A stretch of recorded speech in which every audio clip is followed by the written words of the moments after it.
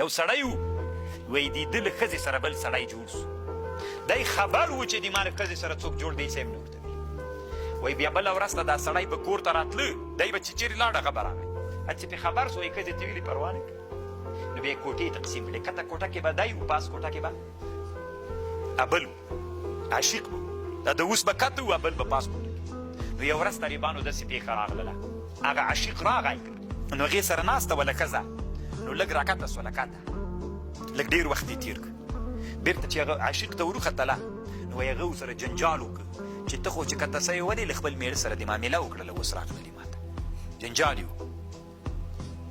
دومره طالبانو بې غیرتي داسې حد ته ورسېدو دا خپلې ښځې سره معامله مېړه سره د معامله وکړه اوس ما ته راوختلی هغې ورته ویلي چې نه مې ده کړې وي نه دلته شر و شور سو نو دا کته چې مېړه ناسته دی دا خبرې اوري چې دستي په مانځه باندې ودرېد الله اکبر سبحانك اللهم وبحمدك اعوذ بالله من الشیطان الرجیم الحمد لله دا یې وروښوده که نه که زه جنوب وایي نو قرآن به مې نه مې ده کړې دومره د اوسانم طالبانو دنیا کې الله عز وجل تېر کړي دي په یوه ورځ د المغرب د مغرب کوم بادشاه وي خاص نو د ما یې څه ولا خاص ملګري هغه ناست دي نو دا مشروبات څکي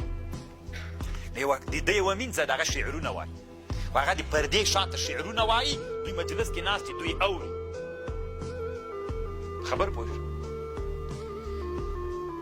نو خاص وزیران یې ناست دي اوس وایي دا یو وزیر هغې د ده باچا مینځ ته غږ وکړي چې دا شعر یې ورته بیا ووایه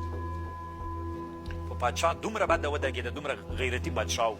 وي دومره بده پې باندې ولګېدله هغه ته یې وویلې چې وایي ورجیک سو ښځې سر پې پرې کړه هماغه ښځې چې سندرې ویلې سر یې پې باندې پرې کړه ویل داسې ورته کېښودم دې وزیر ته ورته ویلې اوس ورته وایه چې تکرار یې کړه وایي ورته ویلې چې اوس ورته دې سر ته ووایه چې شعر بیا ووایه ته تکرار وي دا وزیر دومره وډار سو طالبانو تر مرګه پورې مریض سو تر مرګه پورې طالبانو همداسې مریض و بیا داسې یو مرض د ډاره داسې مرض په دنیا کې وي داسې غیرتیان هم شته روح الماني وي هغسې د غیرت هم شته الله مو غیرتیانو کې راوله